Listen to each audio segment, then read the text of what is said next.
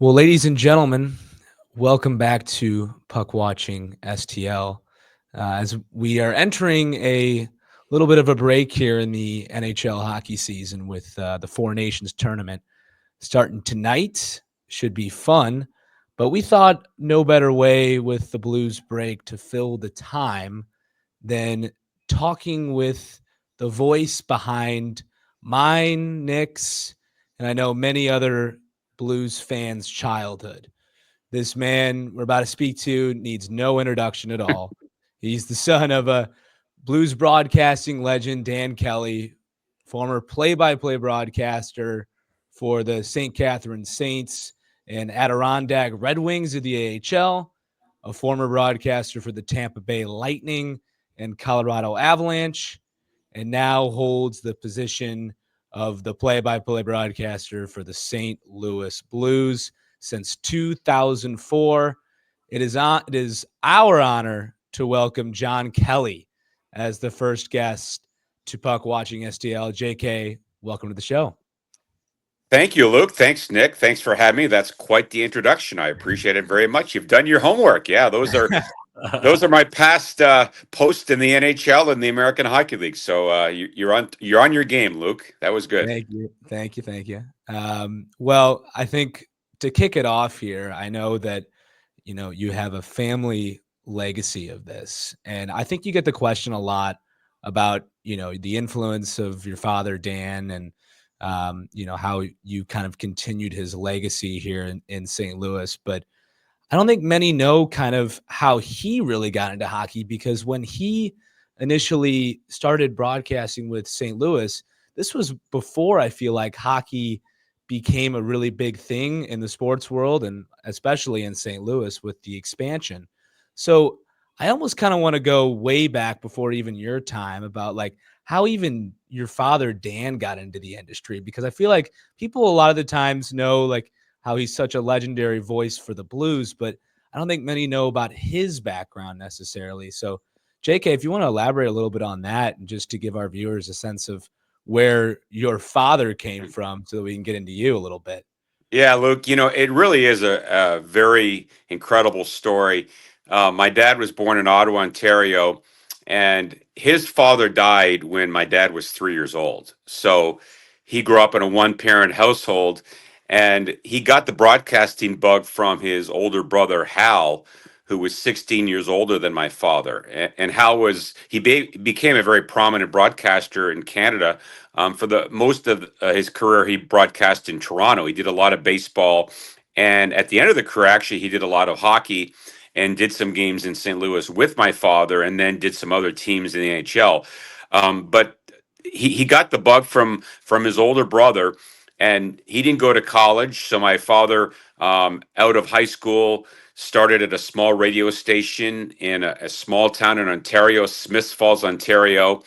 Worked there for a couple of years, made his way back to Ottawa in the early 60s, and then made his way up to Hockey in Canada, which is obviously the preeminent broadcasting outlet for National Hockey League games. But he was the host on Hockey Night in Canada, and his lifetime dream, was to be a play-by-play announcer. And of course, the NHL expanded in 1967 to 12 teams. So after the Blues' first year, not many people know this, Luke and Nick, but Jack Buck was the voice of the Blues the first year, along with Jay Randolph. Hmm. So those two guys were the broadcasters. But for whatever reason, they wanted to get a full time hockey guy. And, of course, Mr. Buck was a baseball guy, and Jay Randolph did all kinds of sports, was a great broadcaster. So Mr. Highland, the general manager of KMOX Radio, went to the Blues to see if they knew anybody who would want the job or would be up for the job. And Scotty Bowman, who was, of course, the coach at the time, recommended my father. He knew my father from Ottawa, and he recommended my dad for the job. And he got the job in 1968-69. So, again, coming from a background where he didn't have a lot of money, his dad died when he was young, and then his career really took off when he got to St. Louis, because in his second year, CBS got the television rights for the NHL, and he became the network broadcaster on US TV. And of course, that's what led him to call that famous Bobby Orr goal against the Blues in 1970. And, he had a 21-year career in St. Louis.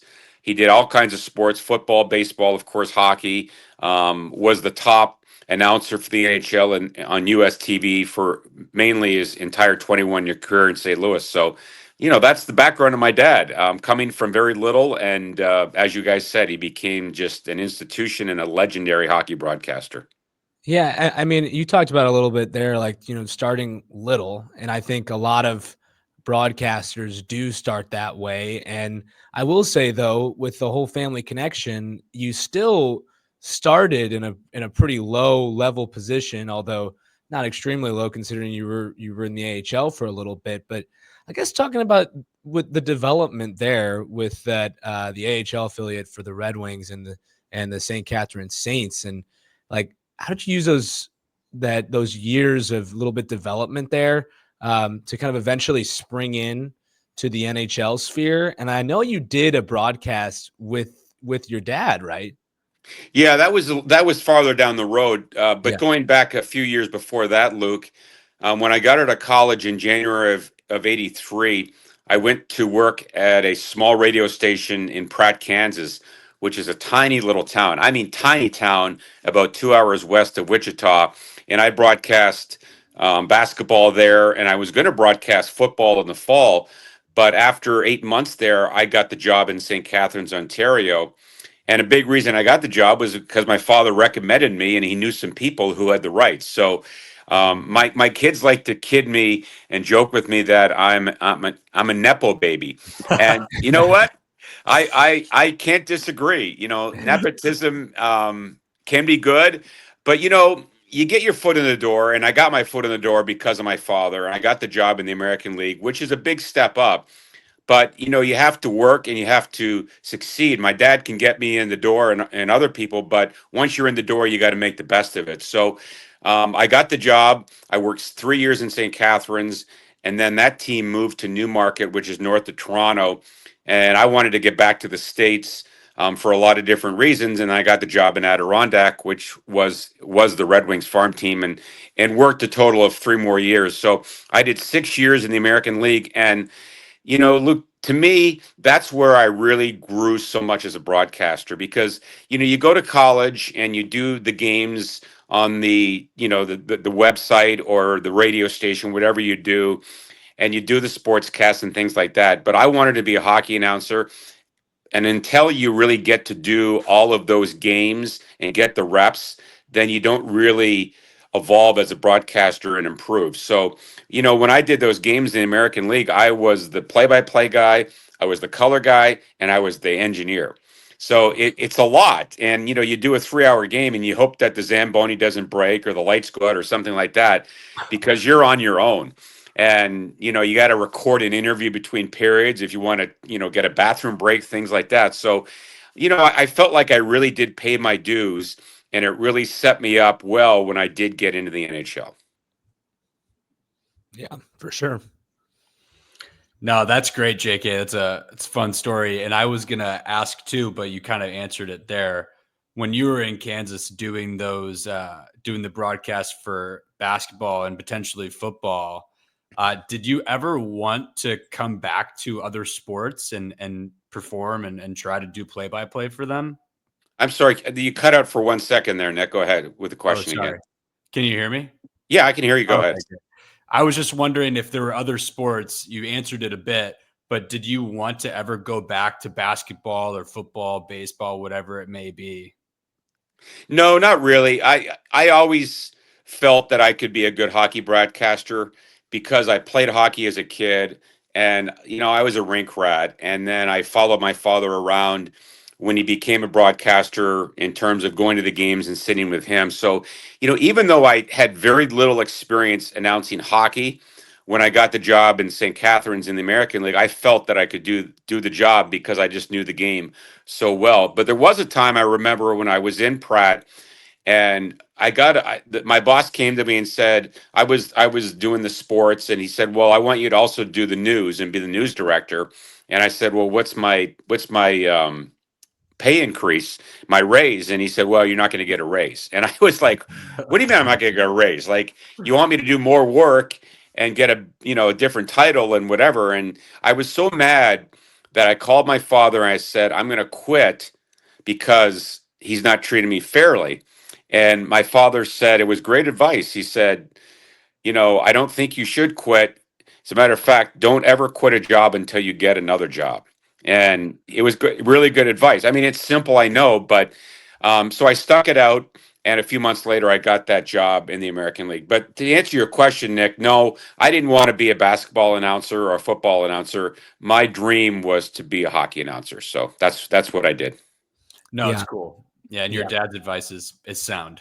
Yeah, I think so. It turned out all right, Nick. Yeah. So I'm a little curious too. Like I know, JK, we talked a good amount like about your prep and the broadcast itself. I literally just got to experience one of them a month ago. That was unbelievable. But I wasn't necessarily totally certain about your time with the Avs and the Lightning. And I know you entered Tampa in a really bad time when they were like, I think last at least in their division a couple times. And I know the Avs were a completely different story in the late 90s with Sakic and Patrick Waugh. So I'm curious to hear some stories and insights about how that part of your career was, because that sounds like the lowest of the lows, but also the highest of the highs. Yeah, well, to go back a few years earlier, Luke, after my father died, I was doing the New York Rangers on radio. I was doing about 40 games as a backup to Marv Albert, Right. in addition to doing games in Adirondack. And then when my father died, I came to St. Louis full time, but I was splitting the games with Ken Wilson. And I had a job offer after the second year to go to Minnesota. And then after my third year in St. Louis, after the 91-92 season, the Tampa Bay Lightning offered me the job, and they were an expansion team. And I was getting frustrated splitting games. It had nothing to do personally with Ken Wilson, but I just felt like I put in a lot of work and did a lot of time in the American League and riding buses that, at that point I was 29 or 32 years old. I felt like I should do the whole game like most announcers. It was a very unique situation in St. Louis where they had guys split it, and quite honestly, I think it was stupid.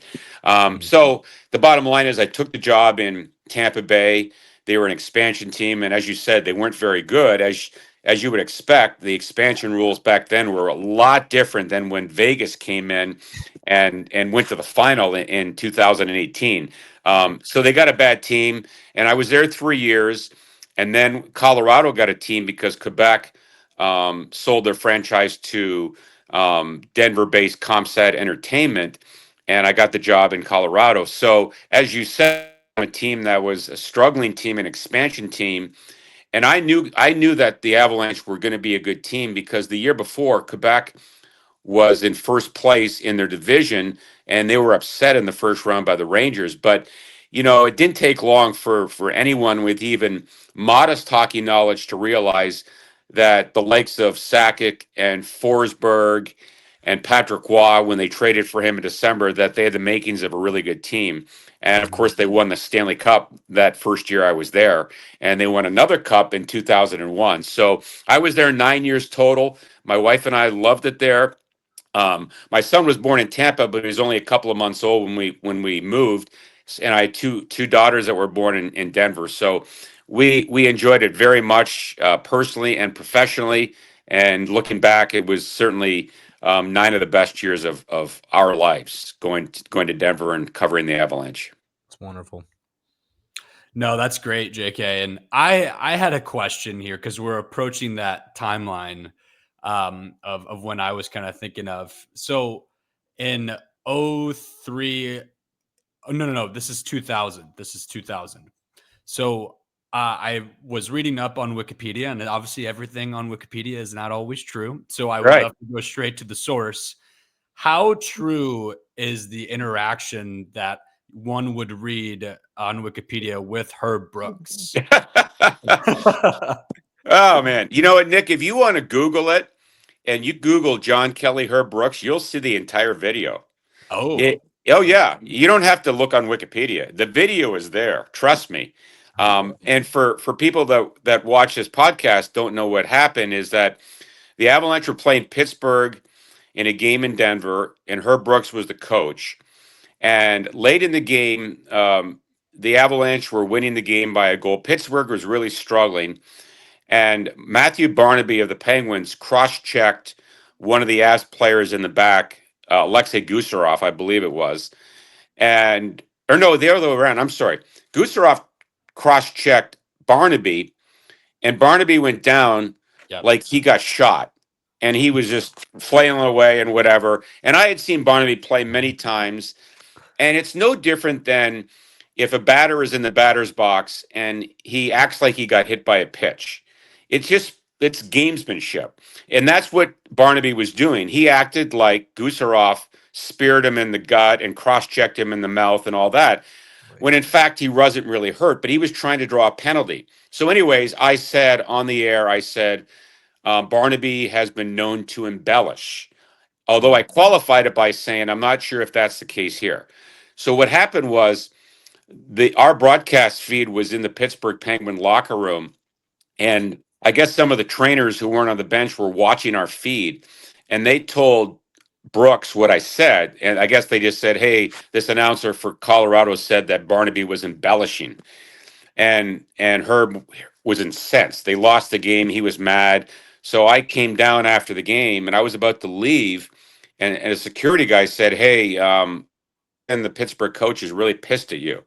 I said, "Why?" I had no idea. Like, I called the game and I didn't think I said anything wrong, and my head was spinning. So I wasn't going to duck out of the building without, being a man and confronting him and seeing why he was upset with me. So I walked down the hall, and he right away attacked me verbally. Did you say that about Barnaby? Blah blah. And then he threatened to kick me out of the building, and I said, "You're not kicking me out of the building." And then he pushed me, and at that point, security guards intervened and broke it up. But there were all kinds of cameras there. And that's why I said, if you Google that, you'll see the entire confrontation. Wow. The bottom line is that Herb was out of line.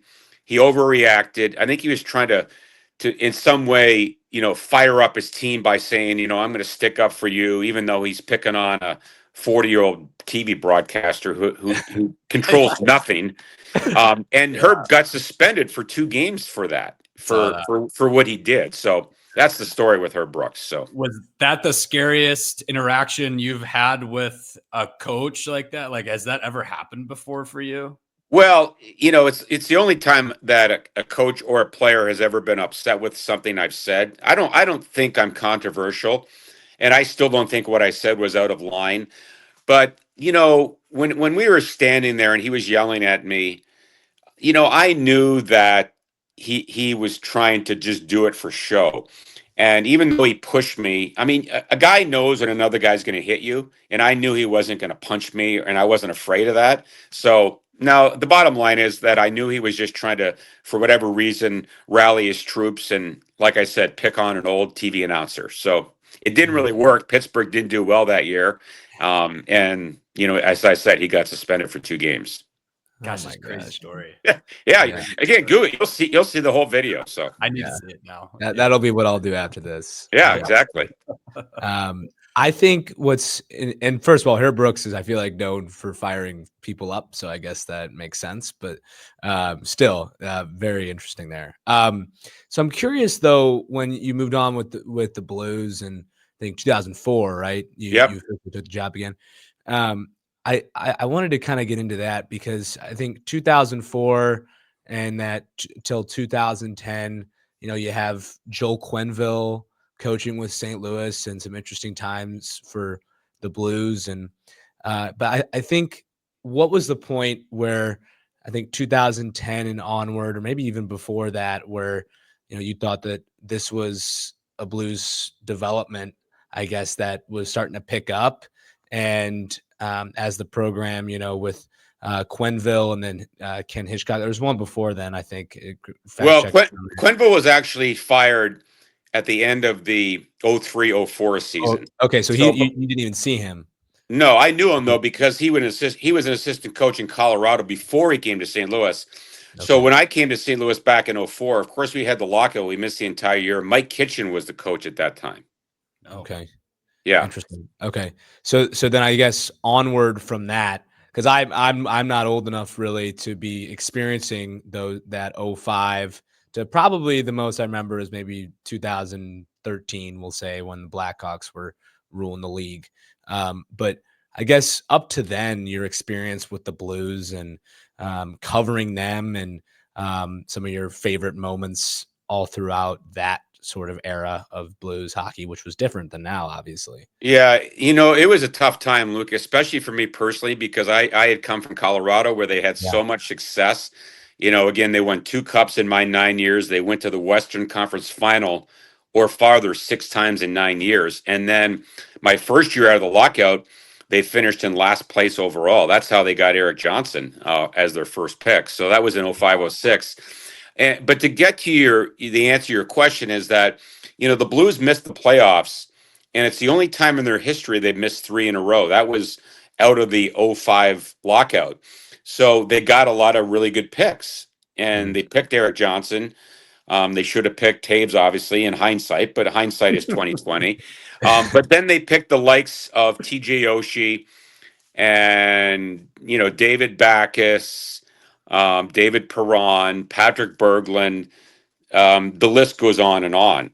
And then Tarasenko, of course. And they built up this wealth of really high draft choices, and they made the playoffs in 09, but then didn't make it again, I believe, in 12-13. So again, they were picking in the top, 10 again. They picked Pietrangelo fourth overall in 08, who obviously was a pillar of their Stanley Cup team in 19. So the bottom line is they just kept picking up really good players, good young players, and they moved some of those players later on to get other players who led them to the Stanley Cup. But that's how you build championship teams. Even though it is a salary cap era and there are tons of free agents every year, you still, to me, even in 2025, you still have to build with the draft, and that's what the Blues did over the course, really, from the time they picked Eric Johnson in 06 until they won the Cup. They just kept picking really good players, and finally the mix worked, and they won the Cup in 19. Yeah, that is a really interesting trajectory there. And I don't want to fast forward too much, JK, but that does kind of feed into sort of where the Blues are now, and not to go there yet. But do you ever think that there's a case for an NHL team, despite how bad it can be for the fan base and for the players? Do you ever think there is an incentive? Not incentive, of course there's an incentive, but can you make the case to actually lose games, trade off assets, so you can acquire Tarasenko, Pietrangelo, Berglund, those guys that you mentioned? Because when you're middle tier, you're not going to get the best and the brightest, a top 5, even a top 10 pick. So I'm curious to know your thoughts on that. So are you asking me if you think teams should tank? I mean, it's kind of a bad way to put it, but sort of, because teams do it. Yeah, well, I think there's a difference between, tanking for a generational player like a Connor McDavid or a Mario Lemieux or a Sidney Crosby. Those guys come around, whatever, once every 10 years. So if you were a really bad team and one of those generational players was available, then I think tanking probably would be fairly smart. But remember, we have the draft lottery. So even though you tank, I believe the percentage is the worst team only has about a 25% chance of winning the lottery. So there are no guarantees if you do tank. So, but I do think what Doug Armstrong has done and what other teams have done over the last really 3, 4, 5 years is once you hit, trade deadline or a few weeks before that, most teams know if they're either going to be in the playoffs or not in the playoffs. So if you're a team the outside. Why not trade players like a Tarasenko or an O'Reilly that are UFAs that are going to have some value and bring you back first round picks in return? And that's what the Blues have done. So I think it is smart to do that because at some point you do have to rebuild. Now, I don't believe, Nick and Luke, in the blow it up philosophy where you just go nuclear like Chicago has done and San Jose has done. And look at Buffalo. They haven't made the playoffs in like 14 years. So to me, if you're going to blow it up and just totally blow it up, it's a long way back to not only respectability, it's a long way back to the playoffs. So I don't agree with that. I don't think under most circumstances that's the way to go. And I like what the Blues have done. I think the Blues last year in training camp, they had 12 former first round picks either on the ice in camp or in their system that were 25 or younger. So, that's a nice supply of young players. Now, not all of them are going to make it. Not all are going to be stars, but if you just do the math, if 8 of the 12 make it and are really good players, that's a pretty good makings of a good team. So I think that's the way to go is when you are out of it, make the best trades you can and try to get assets back, young players or first round picks.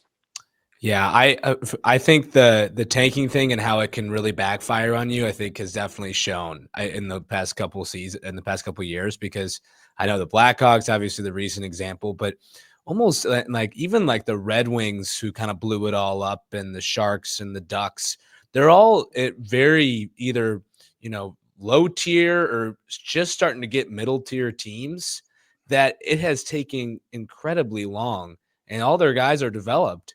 And now you're just kind of in this like feeling out stage and whether or not you have to blow it up again. Yeah, And exactly. it's Yeah. it's terrible. And actually, that's kind of disrupted the fabric of this Blackhawks Blues rivalry, because I don't remember a time in recent, probably since 2016, when Brower scored on that crazy little backhand that he fanned on a couple times and then put it home past Crawford. It's like that was the highlight of that rivalry for me when I look at it. But then I feel like nothing has happened since then with Blues Blackhawks. Well, that as a matter of fact, the cup they won in 15, the year before that series, I believe that's the last time they won a playoff series. So, again, they held on to some of their top players probably too long, and then they didn't get any value for them.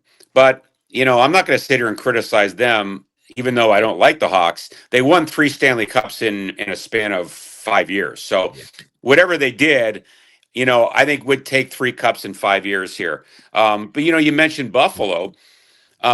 They've missed for 14 years in a row. They have 2 former first overall picks, Darlene and Power, on defense. 2 former first overall picks, and they have other top players up front. When the Blues won the Cup, the highest pick they had was Petrangelo, who was 4th overall. That was the highest pick they had. So, again, just because you pick top 5 every year for a bunch of years, that doesn't mean that you are going to be a top team. And, Connor Bedard is a young player. He's only 19. He's leading the Hawks in scoring. He will be a good player. But I don't see him as a Nathan McKinnon or McDavid. He's not at that level. So even though the Hawks finished in last and they won the Bedard sweepstakes, he alone is certainly not going to bring Chicago back to not just respectability, but he's not going to bring that team back in the playoffs in the next couple of years. Yeah, no, I totally agree with you. And they got lucky on that lottery too, that he went to Chicago. I don't even think they had the best odds that year, if I'm not mistaken, when they did end up getting Bedard. But besides the point, I had a question for you, JK, too. When you were talking about the training camp last year for the Blues and how everyone is super young, 25 or younger. How do you feel about the prospect pool right now? I think a lot of people are super excited about it. You have Dvorsky in the AHL right now. And then you have players like Lindstein, Stenberg, and then Snuggerud, who's still in college, enjoying his time at Minnesota on a heater, and we were talking about it last week. So of those people that I guess I mentioned, who do you see as making the next step up to the NHL the quickest, and who can adjust to the playing style of the NHL, I guess? Nick, it's a hard question because the players that you mentioned, the Swedes, one of them just did come over and join Springfield. But Dvorsky's been in Springfield all year, and Snuggerud is at Minnesota, of course, and he's going to come out this year. He'll join the Blues at the very end of their season. So, but he probably will make the biggest impact first because he's older. Even though I'm not sure, Stugger was probably 21 if I had to guess. I think so. But Dvorsky's 19, and the Swedes that you mentioned that were picked 2 years ago are 19. So there's a big difference, obviously, between a 19-year-old and a 21-year-old in terms of physical differences, experience, etc. So I would say, to answer your question, I would think that Snuggerud has a good chance to come in when he does come in and impact the team quicker than, say, a Dvorsky. But I think Dvorsky is a top prospect. I've seen him at prospect camp the last couple of years. And talking to Blues people, I think they feel that he'll be ready at some point next year, whether it's to start the year or middle of the year, whatever. But he's probably another 6 to 9 months away, or say 40, 50 games away in the American League level. But he looks to me, from what I've seen, when he gets the puck around the net, he's dynamic and he's got incredible hands and vision. He's really smart. Hockey smart's just really, really high. So, but I think Snuggerud can come in. He's scoring basically in 2/3 of all games this year. I think he had 21 goals in 30 games last time I looked in Minnesota. He's a shooter, and the Blues need shooters. They have a lot of playmakers. Thomas, Kyrou are their top players right now, obviously, but those guys are really more playmakers than shooters. So Snuggerud's going to come in, and they need a shooter and a goal scorer. So I think he could have the biggest impact early on among those guys you mentioned. Do you think it's a problem at all that he's not going to play in the AHL? Like, is there any type of drop off that you could see, maybe expectations not being quite there? Well, you never know, Nick, that he won't. I mean, I can never assume anything, but I do think that there's obviously a really good chance that when he comes out of Minnesota that he'll come. But the Blues, if they don't make the playoffs, will only have a few games left. Right. Because the Frozen Four is in early April, and the Blues' last game is, I believe, April 15th this year. Yeah. So, what if hypothetically he comes in and they feel that maybe next year he needs some games in the American Hockey League and he needs to get up to speed to the pro level? Pros it's a lot different than college hockey, but I would be surprised if he needs some seasoning in the American League, but you just never know until he gets here. Sure. Yeah. Yep. Yeah, I think it's interesting. I know, JK, the last time I was with you, it was for that January 9th game against the Ducks, and that was a 6-2 win, and that was a couple games after that Cam Fowler 2-goal Winter Classic. It was when he got all the little memorabilia for the 1,000th game from the Ducks and all that. But I think a lot has happened since then in the Blues season. And I think a lot of negative parts of that. And so I guess I want to hear your evaluation of kind of where we're at as a franchise right now. And in terms of foreseeable future, what you can see happening with the overall team, because I think at this very point in time, the odds are that we're not going to be in the playoffs for the third straight season, which again hasn't happened in a very long time, as you said a little bit earlier. So I think we're at risk of that, but what are your thoughts? What do you think? Well, I think they're certainly in trouble. I'm not going to sit here and lie and give people false hope because they're 8 points out and Vancouver has a game in hand. So, with 27 games to go and you're 8 points out, that's a big deficit. And they also have to climb over Calgary. So, and Utah's right there as well. So, It's going to be tough for them to make the playoffs. I wouldn't rule it out entirely. But, I think it's still they're still trying to stay the course with their plan, and that is to rebuild on the fly and accumulate those young players that we've talked about. And the Blues do have a first round pick this year. And who knows what happens at the deadline if they fall out even further, and Doug Armstrong feels at the trade deadline, which is in early March, that they're out of it, and he makes some other trades. Maybe they pick up another first round pick. So I think I don't think that their status right now here on February 12th has really changed a whole lot than from the start of the year. I think that they felt they could be contenders, and they have been. I think they've been a little disappointing this year because I really feel that on paper they have a better team than last year's team. And last year's team had 92 points and I believe missed by 5 points or so, 5 or 6. And right now the Blues are, I think a game under 500. So they're record wise, they're not as good as they were a year ago. But there are some reasons for that. Last year they had very few injuries, number one. And this year they've had a lot more injuries, and their special teams have not been nearly as good as they were last year. So, you factor in those two things, that could be a reason why their point total is down. But I don't think that, even if they do miss, that it's the end of the world. Obviously, fans want them to make it. I want them to make it. But they still have so many good young players, and I think that those young players are going to start helping this team as soon as late this year and certainly into next year. Mm. Yeah, I quick follow up there, JK. I'm always curious because I know, we're not encouraging tanking. We don't want any of that mentality to percolate throughout the Blues organization. I think it's bad for the fan base. I echo all the sentiment there.